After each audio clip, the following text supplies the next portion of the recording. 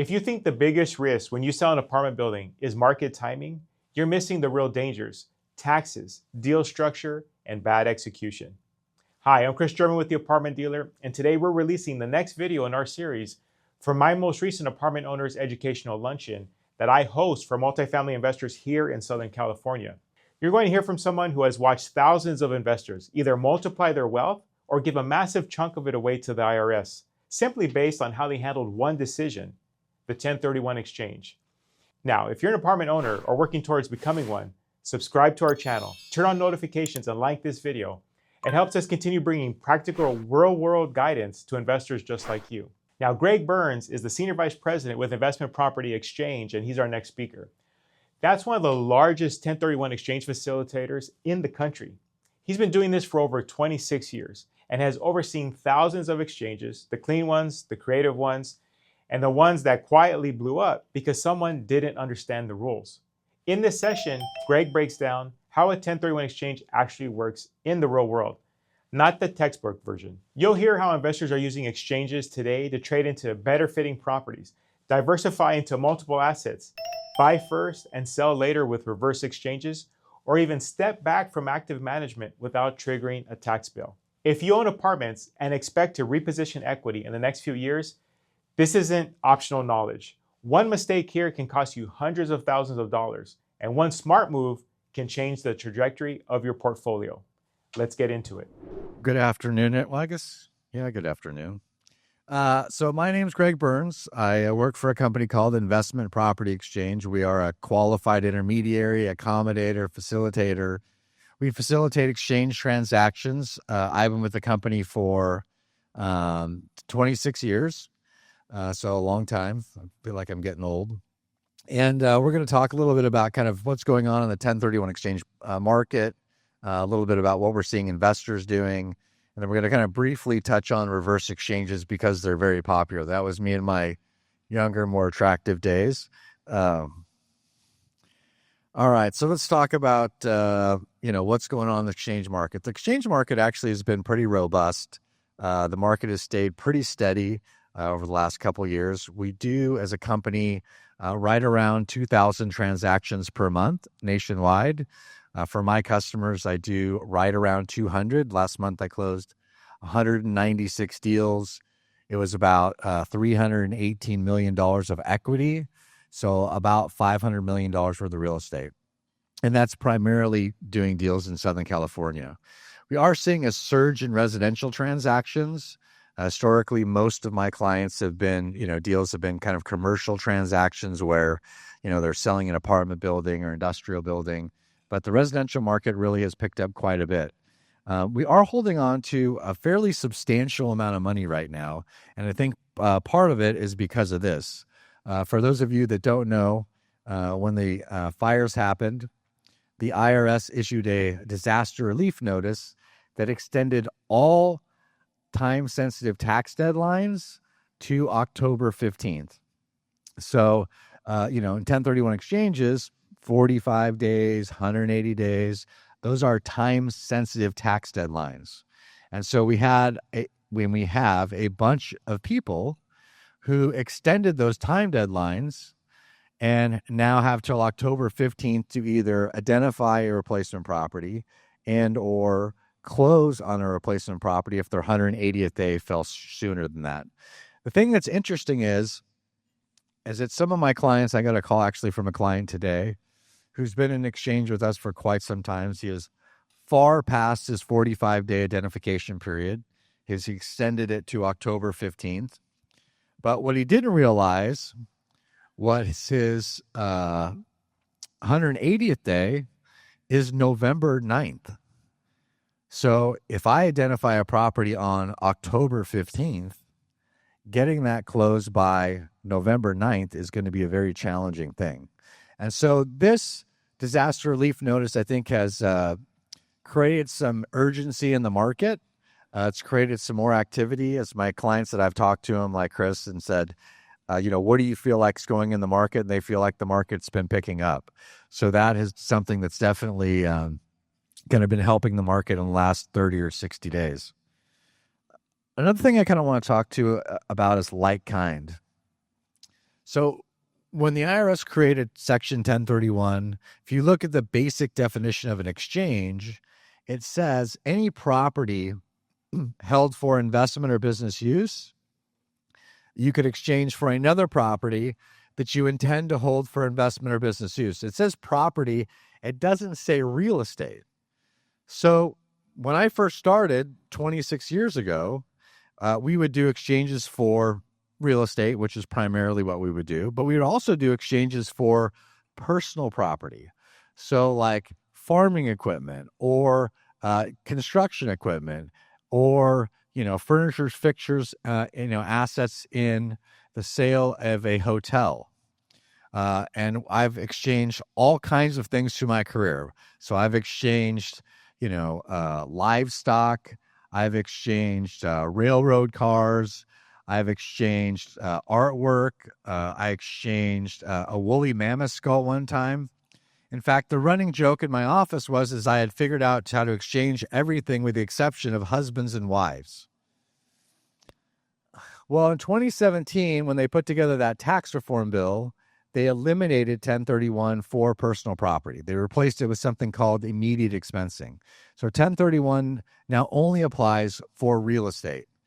But the like-kind rules are kind of a misnomer. People go, oh, well, if I own an apartment building, what's like-kind with the apartment building? Probably another apartment building, right? Well, the like-kind rules for real estate, very broad. As long as I'm selling real estate that I, held for investment or business use, and I'm buying real estate that I intend to hold for investment or business use, they're considered like-kind. So the asset class of the real estate doesn't matter. And so it kind of transitions me to a place of like, well, Greg, people ask me this all the time, what are people exchanging into? What's some of the popular things that are going on right now? Well, the first thing I would say is that the baby boomer generation, they're getting tired of the terrible tease of real estate, right? The taxes, the toilets, the tenants, the termites, all the fun things associated with managing property. And they're looking for passive types of investments. And so it's funny, I have a bunch of clients who are hotel owners, and they look as apartments as being passive compared to running a hotel. But we have a lot of, apartment owners that are looking for passive types of investments. They are going into, triple net lease investments, right? You see them going into, Walgreens and Jack in the Box and Starbucks and Dollar Tree and all of those different kinds of assets. When I first started 26 years ago, I knew one person that worked in Encino that sold those types of investments. Today, I have more than 400 clients that sell only triple net lease investments. And so it's become a big segment of the market. We also see clients going into something called the Delaware Statutory Trust. We've got Warren here from Exchange Right. He's going to go in and talk about that in more detail, where people can get some kind of diversity, passive income, become just kind of like mailbox money type of thing. We also see a fair number of clients buying properties, different geographic locations. So remember, 1031 is a federal tax code. So it, goes across the entire U.S. It actually, even you can do 1031 exchanges in foreign countries. So you can exchange foreign property for other foreign property. I had a call this morning about somebody that wanted to do one of those types of exchanges. They're fairly rare, but we're all, one of the things that we're seeing clients do a lot of, buying properties for their kids. They're saying, well, wait a minute, 1031 only for investment property. If I 1031 exchange and go buy a property for my son or daughter to live in, how is that considered an investment? Well, that person is just your tenant, right? So we're seeing a lot of clients that are saying, listen, instead of waiting till I pass away to be able to help my kids, I'm going to go ahead and try to help them now by selling off this asset. I got a client doing it right now. They're selling off a small apartment building, and they're using the proceeds of that sale to buy 3 different properties for their kids. Their kids are going to be their tenants. Those kids have to pay fair market rent. Well, an interesting thing came up a couple years ago. I had a client sold this large asset in Tennessee, did a 1031 exchange, bought a property for his daughter in Orange County. And he said, Greg, here's the thing. My daughter can't pay fair market rent. She's a school teacher. She is a single mom. She can't pay fair market rent for the property. And I'm like, I am not here to tell you how to report it on your tax return. I'm just telling you what the rules are. And so he called me back a couple weeks later, and he had a very interesting idea. He said, well, I talked to my CPA, and so what we're going to do is we're going to pay my daughter a property management fee every month. We're going to pay her maintenance fees for anything that she fixes on the property to lower that rent that she's paying to us. So I thought it was kind of a creative thing. We're also seeing clients buying second homes or dream homes. So I had a client right before COVID hit, maybe 6 months before. She was talking to us about listing her property for sale, and I was just telling her about 1031, and she said, I don't know if we want to sell this. And I'm like, well, what do you want to buy? She's like, well, my husband, she wants to be a passive investor. He's going to go buy like one of those triple net lease investments, but that I don't really get excited about that. But I'd really love to own like a rental property or a vacation property in Hawaii. And I said, well, you absolutely can do that. She said, well, what do you mean? I said, well, you can sell this apartment building, take a portion of the proceeds, go buy a condo in Hawaii, and just have it as an investment. She said, well, can I use it? And I said, well, the rules for a vacation investment to qualify as an investment property in the eyes of the IRS say two things. They say that you have to rent the property out for at least 2 weeks a year at fair market value, and you're not allowed to use a property for more than 14 days a year. She said, okay, great. So she rents this property out. About 6 months after they own it, she calls me up and she says, hey, Greg, I've got about 90 days of rentals on the books, but I'm wondering, is there any way that I could spend more time there than the 14 days a year that I get without getting in trouble? And I said, well, it does say in the code that any time that you spend there doing maintenance or making improvements doesn't count against your 2 weeks. And so for the first 2 years that she owned that, she did a lot of maintenance and she made a lot of improvements. So it's kind of a way that you can kind of play with that a little bit. But so there are lots of different things you can do with 1031. Those are just kind of a couple of them. One of the things that comes up a lot, diversifying, buying in different assets, different cities, different locations. It's a great way to get that going. And then also I want to talk about kind of this is not the slide that I wanted. I want to talk about reverse exchanges. So reverse exchanges have become very popular. So in a regular 1031, we all know you've got 45 days to identify the property you'd like to buy. And then you've got another 135 days after that to close. So it's a total of 180 days. In a reverse exchange, you can buy the property that you want before you sell the property that you have. And they have become very popular. Back in 2021, when the market was on fire, we were doing about 50 to 60 of those exchanges per month. Right now, we're doing about a third of those numbers that we were doing before, but in reverse exchanges, we're doing 150 to 160 reverse exchanges per month. And the reason is because people have some capital on the sidelines that they can use to go buy these assets, and they're never in a position where they pay taxes. Almost all of my big REIT and institutional real estate customers almost exclusively do reverse exchanges because they find an asset they want to buy. So they put it under contract into escrow. They hire a company like ours, and then we actually hold title to the property. And then from the date that we close, it's a flip-flop of a regular exchange. They then have 45 days to identify the property that they would like to sell, which is pretty easy usually. Then they have up to 180 days to get their property sold. Once their property sells, proceeds come to us. We use that money to pay them back the money that they loaned us. And then we give them 100% interest in the LLC we created that's holding title to this property.